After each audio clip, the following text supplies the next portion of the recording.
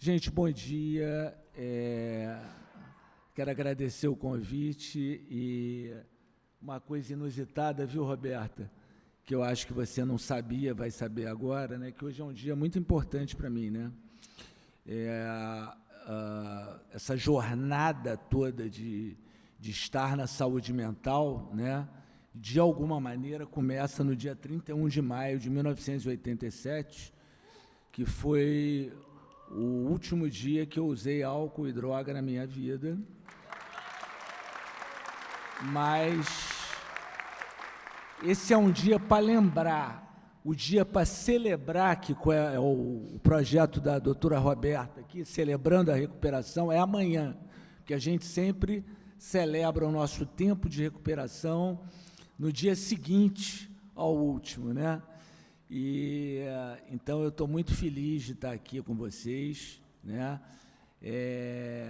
Tenho um carinho muito grande por essa instituição aqui, né? Que eu acho que eu conheci com a Andresa, né? Em 2018, né? E isso, Alexandre, já pode botar o primeiro. Já tem a ver com o primeiro slide que, ao tomar contato com essa questão do CCH, eu pude observar, pode botar o outro, que o CCH ele tem a ver com gente que faz, né? Por quê? Porque a gente tem a Andresa e a Roberta sabem disso, lá do curso, o Sérgio que está aí também, Sérgio Santiago, que a gente costuma cometer um erro de ficar falando das clínicas mais conhecidas aqui do Rio de Janeiro, que, na verdade, são clínicas que atendem a minoria do povo. Porque 70% do povo brasileiro não tem plano de saúde, né? E a maioria absoluta não tem nem condição de passar na calçada de uma clínica que cobra R$ 1.140 a diária, né? E, então, qual é a realidade brasileira? A realidade brasileira são as comunidades terapêuticas, né? São instituições como essa aqui, que promovem, o tratamento é de graça completamente, Roberta, totalmente gratuito. A Roberta ainda foi muito gentil e generosa conosco ao aceitar que participássemos de uma pesquisa, né, que fomos parceiros do pessoal do Rio Grande do Sul, né? Nesse momento também aproveito para cumprimentar a doutora Selene Franco Barreto, presidente da BEAD, né? Possivelmente a maior associação da América Latina de álcool e outras drogas, que estamos... Selene, não me faça cometer um engano, completando 47 anos esse ano, não é isso? 48? Está puxando um aninho a mais, Selene. 78 para 80 para 2025 são 47, né? Já estamos a caminho dos 48, não é isso? E, além disso, a Selene também é muito pioneira aqui no Rio de Janeiro por ter fundado o primeiro tratamento ambulatorial, né? Na época chamava-se Contexto, e eu estou vendo daqui, eu não estou enxergando muito bem, mas estou vendo um banner da Evolução, que é a clínica da Selene, né? Eu aproveitei roubei um slidezinho da doutora Alessandra Calisto, que é vice-presidente da BEAD, né? Basicamente falando tudo que o nosso grande Alexandre aqui falou, né? Que jovens com supervisão familiar próxima desenvolvem melhor capacidade cerebral de autocontrole, né? Então, essa presença que a gente procura ter e vai aprendendo a ter, né, ela é muito importante. E se ela for uma presença parceirizada, ela fica melhor ainda. Estava lembrando ontem de uma situação que aconteceu no Colégio Pedro II, onde o meu filho estudou. No primeiro ou no segundo dia de aula, isso já se vão 15 anos, foi em 2010, e teve uma aula de arte, e ele cortou o cabelo de um colega, né? E eu cheguei em casa, e minha mulher me contou e disse que ele pediu para não me contar. E olha tudo que ele falou aqui, tá? Então, imagina se eu fosse separado dela, ou não precisava nem ser separado, né? Se houvesse, isso que ele falou também aqui muito bem, uma coalizão entre os dois me excluindo, eu não ia tomar conhecimento disso, né? E, então, essa situação desse monitoramento, dessa parceria, é uma coisa muito importante, tá? Queria cumprimentar também, Selene, a doutora Isabel, que estava aí atrás de você, diretora tesoureira da BEAD, não está mais aqui, Andréa. Bom, e como eu vou falar sobre prevenção e tratamento, estou te dando trabalho, eu queria fazer uma breve diferenciação, né, do que a gente está falando de um e do que a gente está falando de outro.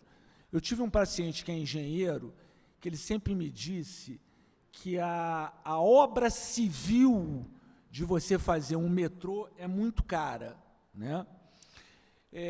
E a obra da prevenção, ela também é muito cara e talvez não apareça tanto, tá?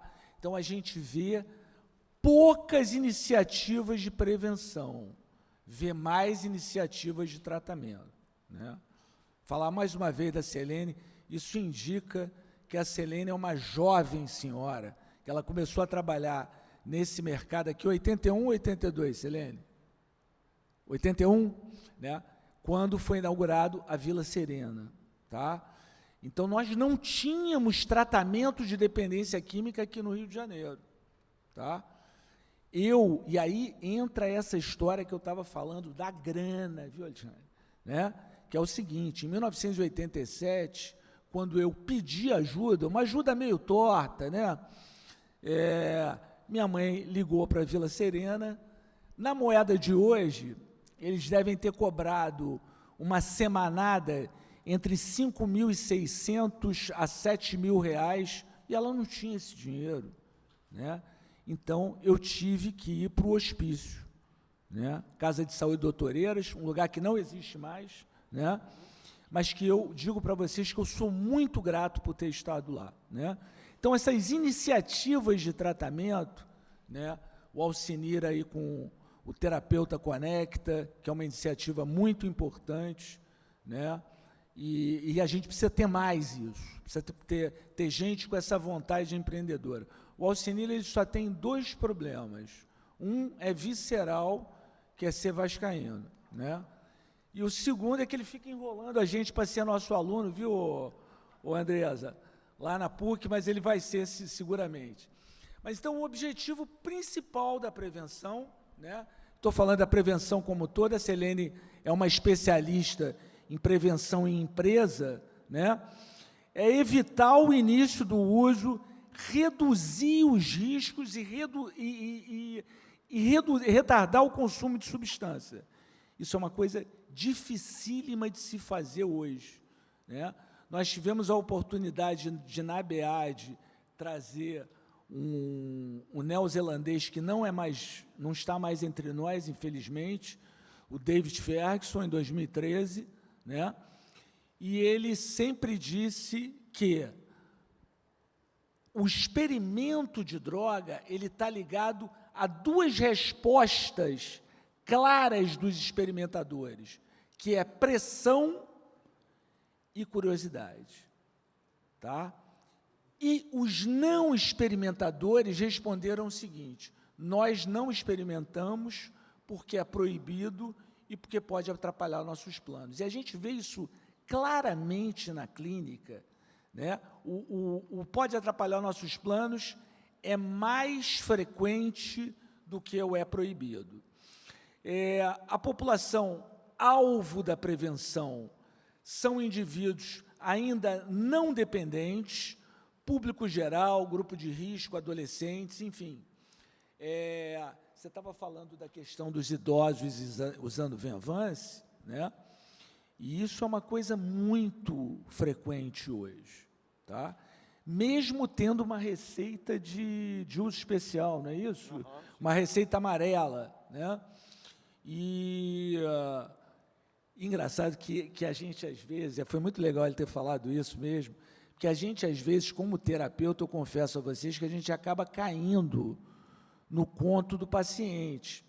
Um paciente advogado muito inteligente e tal, e que ele falou que ele ficava muito focado e melhor tomando Venvanse, né? E o Roberto, meu sócio, nós criamos um conflito com isso, porque ele não queria dar o Venvanse para o paciente, porque ele disse que o paciente não precisava tomar o Venvanse, ele não tinha uma indicação médica de tomar. Então, o que ele precisava fazer?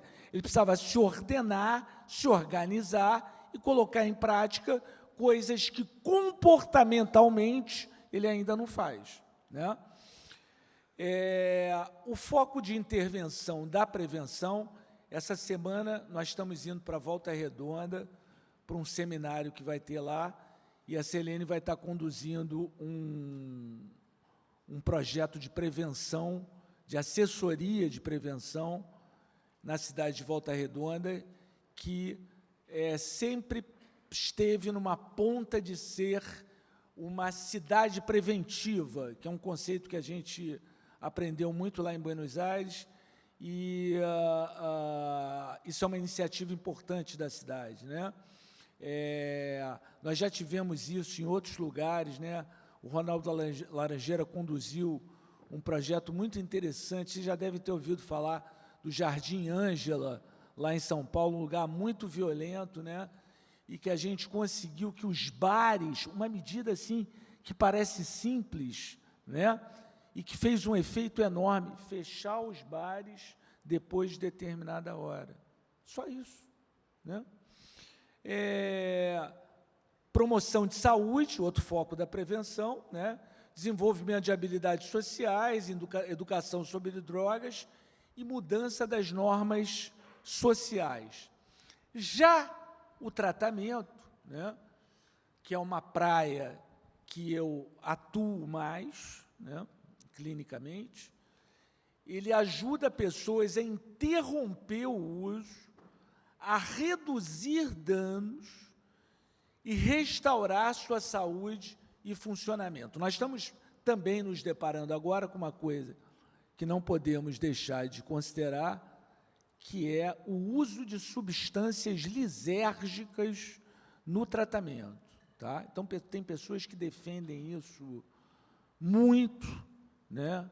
Não é também a minha praia, mas eu preciso falar disso aqui. Ontem mesmo estava vendo um post do professor Dartil Xavier da Silveira, da Universidade Federal de São Paulo, que sempre foi um defensor ferrenho da redução de danos, e mais uma vez está tendo esse protagonismo. Lá na PUC, nós temos uma aula, que o Sérgio assistiu essa aula, o Wallace, eu acho que ainda não assistiu, na época da Andresa não tinha, que é riscos e potenciais de substâncias lisérgicas, tá?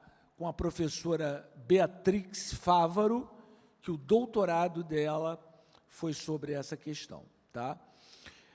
E a população alvo do tratamento são populações que já desenvolveram algum uso problemático ou dependência química.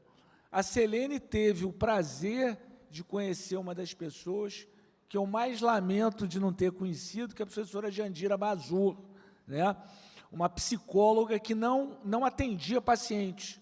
A professora Jandira era uma pessoa que trabalhava com psicobiologia, com pesquisa básica, e ela sempre defendeu muito a volta ao beber controlado, não é isso, Selene? Né? E ela falava uma coisa muito interessante, que é o seguinte, que a diferença do abusador de álcool para o alcoolista, né, ela está, assim, similar a você olhando para uma tábua de cores entre o rosa e o vermelho e o rosa.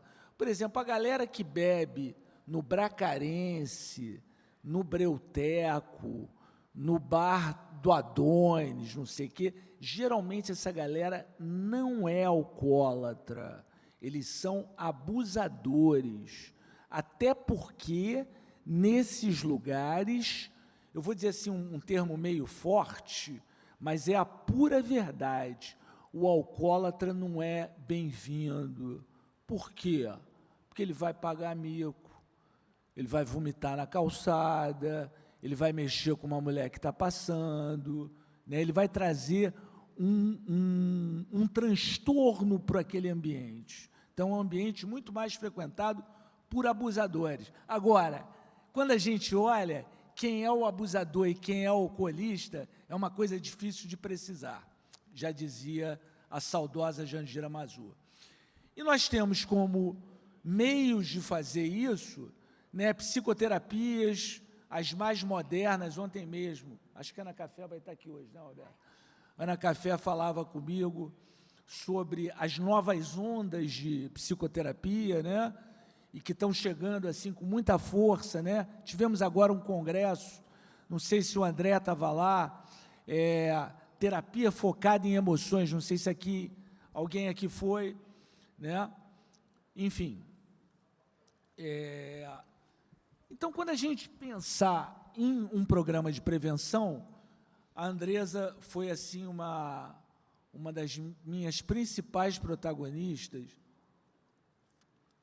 num projeto de prevenção que nós desenvolvemos aqui, bem próximo daqui, pensei para cá, mas é para cá, que é o Colégio Municipal Frederico Trota, tá? Que é uma escola, como ele falou aqui, de ensino fundamental 2, né? Ou seja, do 6º ao 9º ano, para os mais antigos aqui, o antigo ginásio, né? E nós cometemos nesse lugar coisas boas e, ao mesmo tempo, faltou a nós essa investigação que eu acho que nós vamos fazer agora no próximo projeto, que é um projeto de prevenção. Ele precisa investigar e sintetizar as evidências sobre a efetividade de qualquer programa de prevenção ao uso, né? Então, se vocês perguntarem para a Selene como é que era o trabalho dela na Petrobras e em outras empresas, ela vai chegar aqui e vai dizer para vocês o início, o meio e o fim disso, né? Como que as coisas eram feitas. E é assim que precisa ser feito, tá? Então, é condição básica a gente poder ter essa situação. Sabe por quê, gente? Porque, assim, qualquer iniciativa é válida, da gente chegar lá numa escola, chegar perto dos alunos. Os adolescentes de uma escola como essa, eles estão ávidos pelo nosso contato, pela nossa proximidade, mas, ao mesmo tempo, a gente tem que ver que objetivo é o nosso, tá?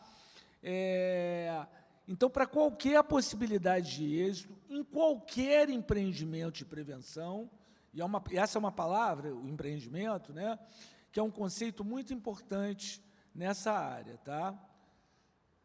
Vou parar de dar trabalho para o Alexandre aqui, e aí eu estou trazendo aqui uns dados que eu recomendo a vocês que se interessam por prevenção, para procurar essa referência que eu estou dando, e até eu acho que eu trouxe aqui um link de uma entrevista, que aí já está o link prontinho para vocês pesquisarem. Eu acho que é um podcast, mas a Zila, se vocês colocarem o nome dela no Google Acadêmico, vocês vão achar, encontrar uma vasta bibliografia. A Zila e a Clarice Sande Madruga são hoje as maiores pesquisadoras brasileiras sobre prevenção, tá?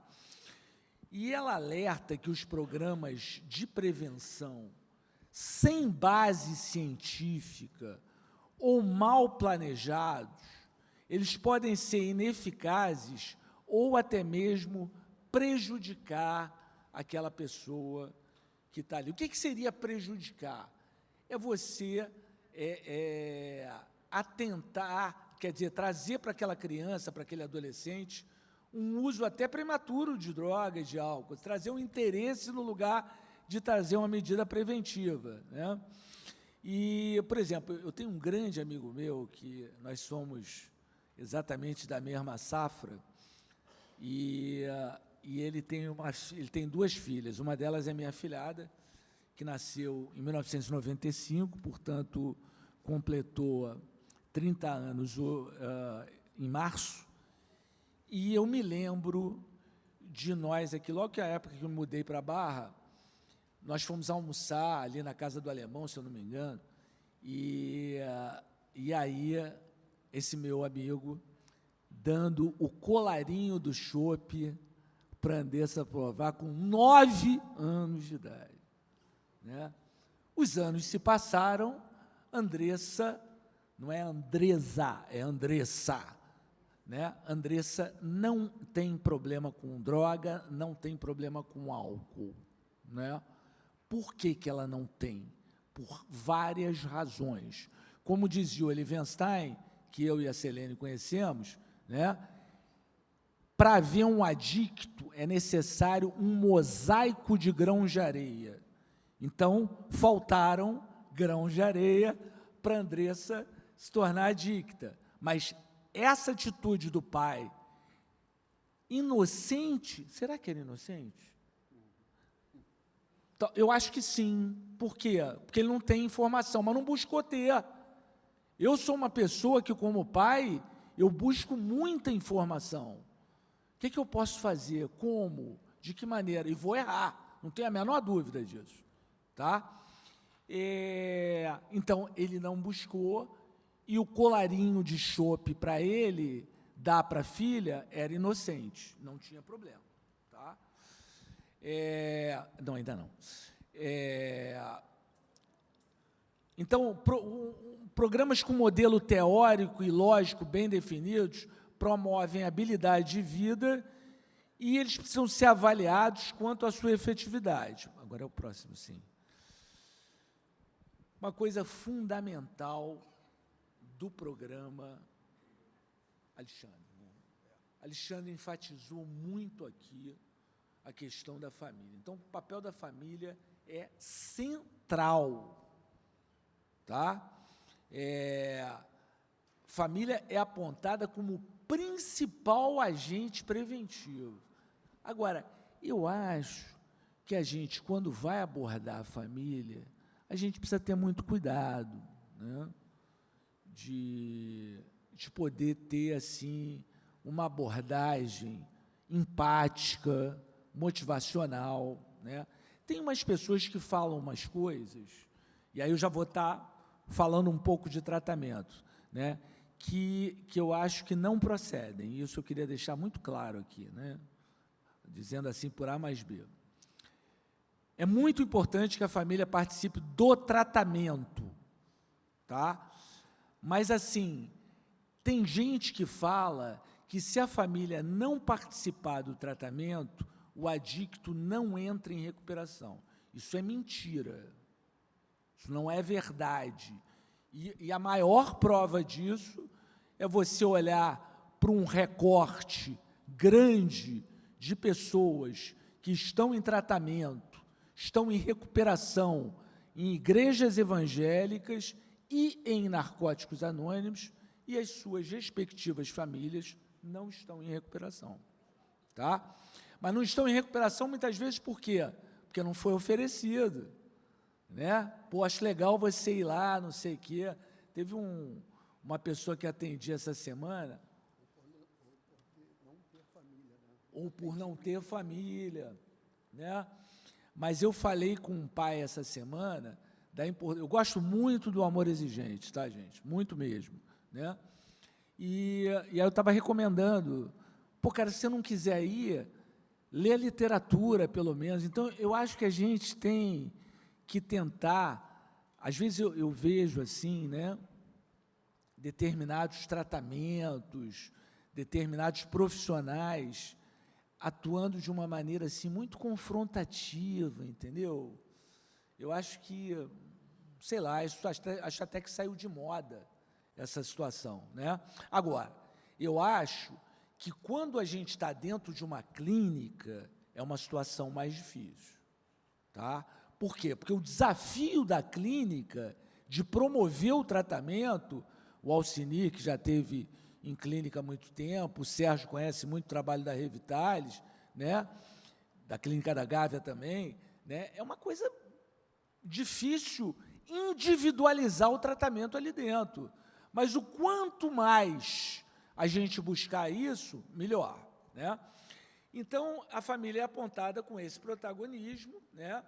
O diálogo aberto, né? O vínculo de confiança, o apoio emocional são mais eficazes do que abordagens punitivas. Eu vou contar uma situação aqui, que essa aí eu já não concordei. Aí agora eu estou indo para o outro lado, né? Nós temos uns amigos, né, que o filho mais velho, que hoje tem 21 anos, pediu o carro emprestado, 22, desculpa, pediu o carro emprestado ao pai, e o pai disse não, exatamente o que ele falou muito bem.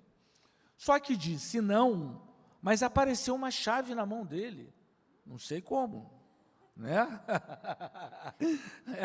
Porque quando eu digo não, por exemplo, uma vez eu fiz uma viagem, eu botei a chave do meu carro dentro do cofre, porque eu não queria correr o risco do meu filho ficar tentado de usar meu carro, numa boa, eu falo isso com vocês com a maior tranquilidade, né? E aí apareceu a chave na mão do cara, o cara pegou simplesmente um carro chamado Outlander, que eu acho que sim, tem 7 lugares, se eu não me engano, e ele botou 11 dentro do carro, capotou no aterro em alta velocidade. Esse é um caso que se tornou até famoso aqui, meses atrás. Por sorte, não morreu ninguém, mas tinham algumas pessoas no carro, uma que se machucou mais e precisou ser hospitalizada, que não tinha plano de saúde. Ou seja, o pai dele, que graças a Deus tem recurso, pagou uma hospitalização, que isso custa caro. Quem não tem plano de saúde e der entrada no hospital particular, vai deixar uma grana. Tá? Aí, a mãe, que já fazia um tratamento com uma terapeuta daqui, da nossa região aqui, famosa, tá? Contou a situação para ela, pedindo ajuda, né? E a terapeuta falou o seguinte: não puna, porque ele já está se sentindo punido. Faz um sentido lógico isso, tá? Mas eu não concordo, tá? Por quê? Porque ele teve toda a oportunidade de absorver o não e não fez isso, tá? Então, eu acho que tem coisas e coisas, medidas e medidas. E o que o Alexandre falou aqui muito bem, né, nos atendimentos de família que ele faz, tem gente que tem vocação para mandar, para poder se posicionar. Tem gente que não tem isso. E é muito importante que a gente possa abordar isso. Por exemplo, às vezes eu estou discutindo com uma família a possibilidade de internar um paciente, né? Internar esse paciente à revelia. Aí eu chego e falo assim, parece até uma coisa meio maquiavélica, mas não é não. Eu falo assim, olha, às 6 horas da manhã vão chegar 4 pessoas na sua casa, 3 homens e uma mulher, e uma ambulância vai ficar lá embaixo.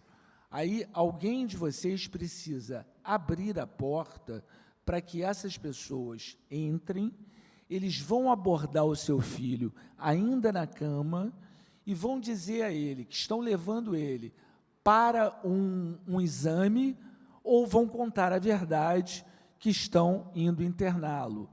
E quando eu estou fazendo tudo isso, assim, desse jeitinho lento, a família vai visualizando aquilo. E muitas vezes eles acusam o Touché, doutor, eu não vou conseguir fazer isso. E aí eu digo, era isso que eu queria ouvir.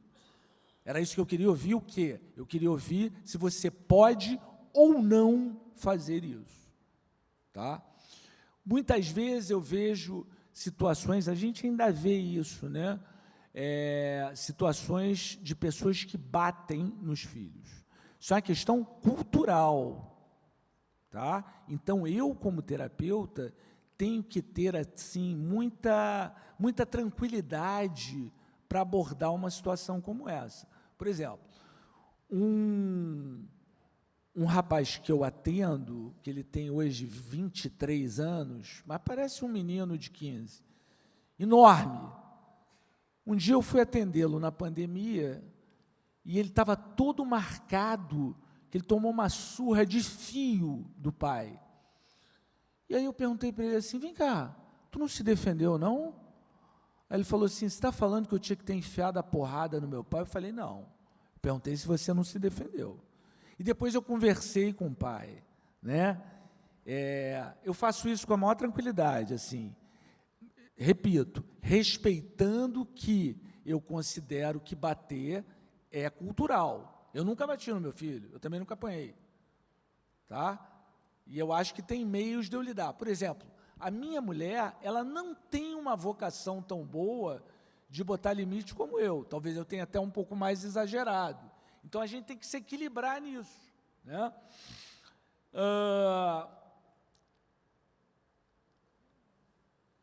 Como é que está meu tempo aí, hein?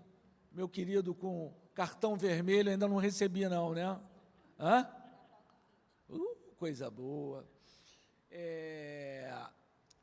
Então, está aqui, se alguém quiser fotografar, está aqui a entrevista da Zila, num podcast que se chama Universo Generalista, onde ela discute...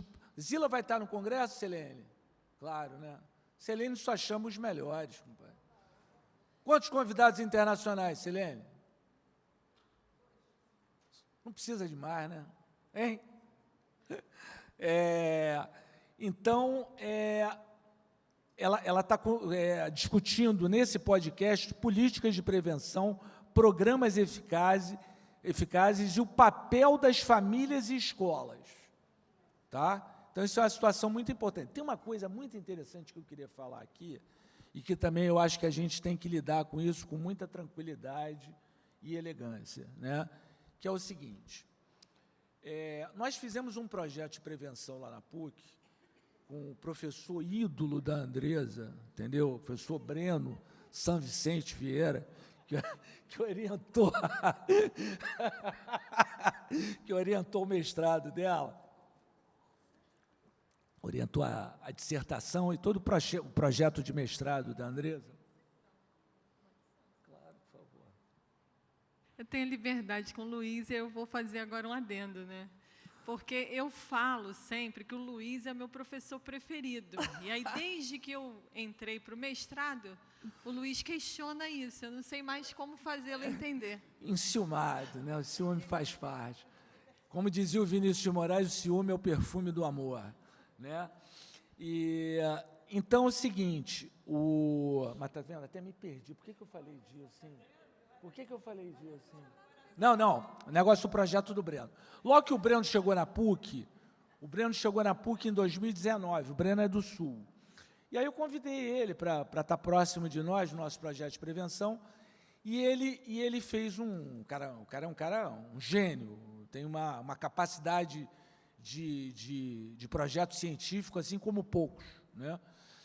E ele fez um projeto no qual nós chegamos nas escolas e propomos uma situação de avaliar o risco dos alunos para uso, abuso e dependência. Aí eu pergunto a vocês uma coisa, quantas escolas querem isso? Vocês sabem dizer? Provavelmente nenhuma, tá? Primeira escola que a gente foi, Andressa foi no Pedro II nessa situação? Não, foi. Isso foi foi na beira da pandemia, assim, foi nos primeiros dias letivos de 2020. E nós fomos recebidos no Pedro II com uma certa desconfiança, talvez até uma desconfiança paranoica. Por quê? Eu vou explicar. O Pedro II ele era muito alvo do Bolsonaro na época, tá? Do Bolsonaro e de outras pessoas do governo, até que tinham críticas a determinadas situações que o Pedro II apontava como uma vanguarda, etc. e tal. Então, eu acho que eles estavam, naquele momento ali, muito temerosos, né, com as coisas, e isso veio... Pô, será que estão querendo investigar a gente aqui, saber alguma coisa? Mas não é só o Pedro II em 2020, 2019. Isso é qualquer escola. Tá? Eu me lembro que tem uma escola, que eu não vou dizer o nome por uma questão ética, que nos convidou uma época para um projeto de prevenção, e os alunos podiam sair na hora do recreio, e os alunos fumavam maconha ao redor da escola. E eles tinham um X9 na rua que diziam quem eram os alunos que fumavam. Só que a postura da escola é mais ou menos aquela do marido que bota um detetive para saber se a mulher está traindo ele, e ao saber das informações, ele não sabe o que fazer, né? E aí a escola não sabia o que fazer. Muito engraçado isso. E até porque os pais, muitas vezes, não querem se envolver. Uma das primeiras iniciativas que a Andresa fez muito bem com a Ana Rita, que conduzia o encontro de família da Escola Municipal Frederico Trota, é de dar pena, gente. Não sei quantos alunos tinham, mas eram muitos. Só foram 6 familiares. E sabe por que eles foram? Porque quando eles ouviram falar que era PUC, eles imaginavam que nós estávamos nos oferecendo futuramente bolsa para os filhos deles. Tá? Então, assim, dificilmente nós vamos conseguir mobilizar os pais, mas nós precisamos seguir tentando. Tá? É muito mais fácil nós trazermos, né, o Alcini lá no Village, estava lá, não sei o que, está vendo? Eu falo que a gente não deve citar essas clínicas, que são as clínicas da minoria, mas eu acabo citando, né? Mas é porque é mais fácil que tem pessoas aqui. Então, tipo assim, se a pessoa está internada, a família vai, a família quer ver a pessoa, tá? Agora, se você está chamando a família numa escola, é mais difícil, tá? Ai, me adianta. Quanto tempo?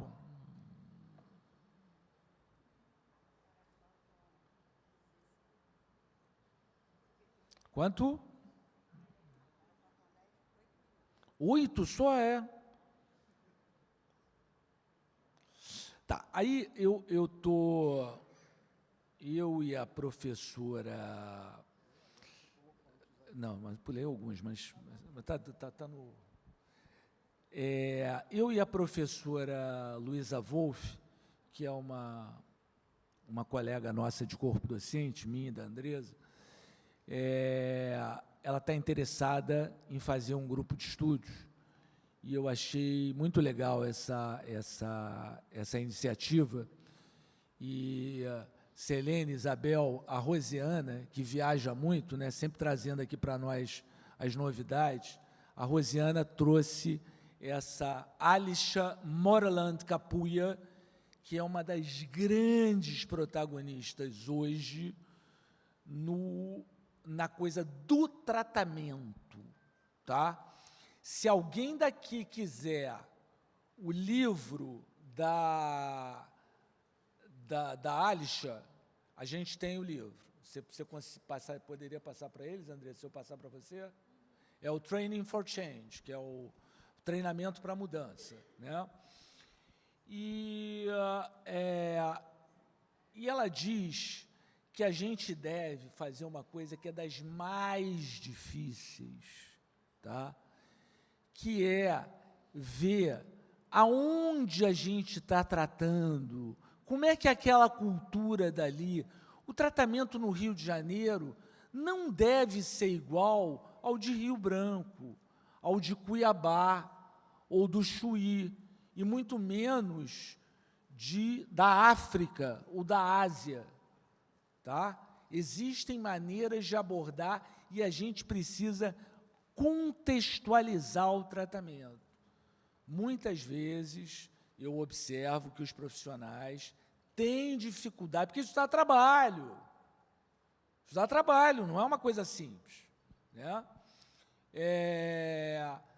E tem um autor, que é esse Garfinkel, que está escrito aqui, que ele fala uma coisa muito legal, que é assim, que quando a gente olha para uma população de adictos, a gente está vendo ali uma unidade numa diversidade. Por exemplo, eu estava presente, não sei quem mais aqui estava, na Convenção Mundial de Narcóticos Anônimos, aqui no Rio Centro, que tinham 4.500 pessoas. Para eles, eram míseras 4.500 pessoas, porque em Orlando, 3 anos depois, tinham 22 mil pessoas, e eu estava lá, né? Então, quando você olha para aquelas 22 mil pessoas, a gente corre o risco de achar que é todo mundo igual, e não é. Tá? Todo mundo é diferente, tá? Cada um vem de uma origem familiar, socioeconômica, e cada um pode ter alguma comorbidade psiquiátrica ou estar em alguma questão, até mesmo se a gente estiver olhando sob uma ótica psicanalítica, com alguma diferença dentro dos paradigmas. Porque se você vai, por exemplo, você está numa reunião assim, de repente tem 20 pessoas, às vezes uma das pessoas que está falando, que está dando o seu depoimento, está falando algo tão impactante para quem está ouvindo, que o cara fala assim, me identifico, né? Às vezes ele nem consegue segurar, porque não é para falar, né? O outro está falando, né? Então, a Alisha, ela critica abordagens universais que ignoram contextos específicos, né? Mais uma vez eu vou citar a Selene, quando ela trabalhava em Vila Serena, né? O que foi feito em Vila Serena? Houve uma importação de um método consagradamente efetivo, que é o método Minnesota, mas que nós tivemos que adaptá-lo à realidade brasileira. Embora o meu sócio fez um fellow em Maryland, Johns Hopkins, o Roberto, e quando ele saiu, quando ele voltou para o Brasil, um professor de lá, o William Mandel, ele falou assim, olha só, se você for montar uma clínica no Brasil, você faça com o método Minnesota, porque ele é o mais fácil de ser replicado e adaptado àquela cultura. Mas a gente precisa fazer isso, tá? Então, não dá para fazer isso que a Alisha está falando aqui, a gente achar que todo mundo é igual. Vou fazer isso que vai dar certo, porque deu, né? Então, gente, olha só, a galera tem que estudar, né? Eu e a Selene, nós somos de uma época que não tinha especialista, a Selene também teve um protagonismo da educação, né? O primeiro curso de dependência química que eu fiz foi com ela, e com os sócios dela na época, tá? Tem muita gente que chega e acha que porque é adicto em recuperação, vai conseguir convencer todo mundo. Não vai. O negócio é muito mais difícil. E a Alisha fala isso, né? Andressa, quem se interessar, por favor, passe o livro dela. Então, ela defende intervenções adaptadas às necessidades e experiências de cada comunidade. Não recebi ainda o cartão vermelho, né? Tá? Então, isso aqui é uma coisa que dá até pena da gente falar aqui, né? Agora, eu queria também fazer uma pontuação aqui, que é o seguinte, eu acho uma deselegância falar mal de CAPS. Eu vejo gente falando mal de CAPS, e a CAPS é a porta aberta para o povo brasileiro, compadre. Hein? Entendeu? Então, assim, o que a gente tem que lutar, né, é para poder estar próximo do gestor de saúde e ir vendendo a nossa ideia. Tá? Mas são os CAPs que recebem a maior parte das pessoas brasileiras, que muitas vezes não tem o da passagem. Tá? Então, é isso. Então, ela propõe, né, uma mudança nos sistemas de saúde, de educação e justiça, né? A Selene também fez parte de um negócio lá do Drug Court, que veio dos Estados Unidos, da justiça terapêutica. Eu nem sei como é que anda isso hoje em dia, né? Eu, por mim mesmo, muitas vezes já fui solicitado a participar de audiência de paciente meu com juiz. Teve uma audiência que foi muito engraçada. Um paciente meu rodou no Galeão com 400 gramas de cocaína, e aí os policiais federais foram cruéis com ele, porque o pai dele estava junto, e o pai não tinha nada a ver com isso. Eles estavam indo lá buscar um negócio, tinha um negócio brasileiro aqui, iam buscar um negócio lá, eles estavam indo para a China. E aí disseram para ele o seguinte: bom, se você não disser aonde você pegou, nós vamos prender teu pai. E aí ele acabou entregando, né, quem foi que deu, e aí os caras foram lá e pegaram o cara, e eu participei da audiência dele. E aí foi muito interessante, né, eu tive um padrasto que foi juiz federal, foi delegado e depois foi juiz. E meu pai era advogado.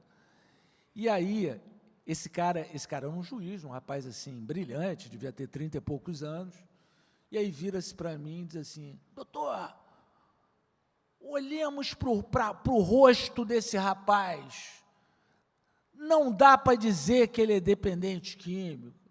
Eu falei: excelentíssimo, nós não podemos estabelecer esse tipo de impressão por conta da aparência. Falei bonito, né, Alcinê? Está começando pelo excelentíssimo, né? E aí, então, falei legal e tal, o cara ouviu, provavelmente não levou em consideração o que eu estava falando, mas eu fiz a minha parte.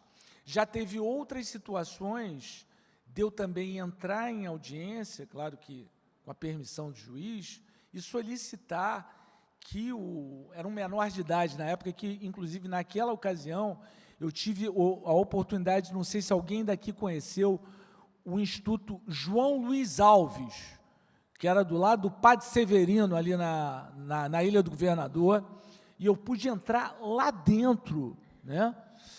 E esse meu paciente, que era menor de idade na época, ele devia ter uns 16 anos, ele rodou aqui, próximo aqui no Open Mall, ali perto do Rio Design, com 25 gramas de maconha. E sinceramente, não ia ajudar em nada a ele ficar na cadeia, tá? O que ajudou a ele foi ir para um centro de recuperação. E aí o juiz concordou com essa sugestão, né? Mas então, eu acho que aqui, o Brasil, eu botei o Brasil nessa, né? Eu acho que a gente está um pouco atrasado nessa situação, né? E aí cabe uma pontuação importante, né? Quando a gente teve a reforma psiquiátrica, que também não tem como falar mal da reforma psiquiátrica, né? Porque eu que tive internado no Doutoreiras, vi gente que morava lá há anos, né? E isso acabou, graças a Deus. Mas, por outro lado, nos faltam leitos hoje para pessoas que precisam estar internadas. Por exemplo, se a gente quiser fazer hoje uma internação à revelia, como eu fui internado à revelia de graça na Doutoreiras, mas o legal era a gente ter um lugar que pudesse internar à revelia, que fosse como as clínicas que a gente conhece aqui e que pudessem manter o paciente de uma maneira digna à revelia da vontade dele, tá? Sob a responsabilidade da família. Nós não temos isso, né? A Alicia também, ela fala e é uma coisa que vem muito a calhar, né, gente, com esse momento de hoje que a gente vê uma situação de maior cuidado, né, de coisas que a gente falava antigamente e que a gente não deve falar hoje, e que as pessoas estão se policiando mais, né? Então, ela alerta para essa questão da linguagem, para que a gente não perpetue o estigma. o adicto ainda sofre estigma. Eu aqui não tenho o menor problema para falar para vocês que eu sou adicto, mas digo a vocês que dentro da comunidade científica que eu faço parte, existe preconceito pelo Luiz Guilherme ser não só psicólogo, mestre, professor, mas é adicto. Entendeu? Existe esse preconceito. Tá? Não é um preconceito assim, tal, não. Né? O preconceito com adicção, eu acho que está menor. Tá? Está menor. Nossa Gisele Aleluia não vai estar aqui hoje, né? Mas a Gisele Aleluia foi contratada pela Globo para dar assessoria no personagem da Heleninha Reutemann, no remake do Vale Tudo. E ela está fazendo um trabalho maravilhoso, né? E, opa, cartão vermelho, olha lá. Queria ter levado o cartão como... né? Então, eu queria agradecer, gente, a vocês, estar nesse dia aqui, que é um dia especial para mim, mas amanhã é mais importante, né? E agradecer esse lugar maravilhoso aqui, bonito, né? E desejar a todos vocês um ótimo final de semana. Obrigado aí.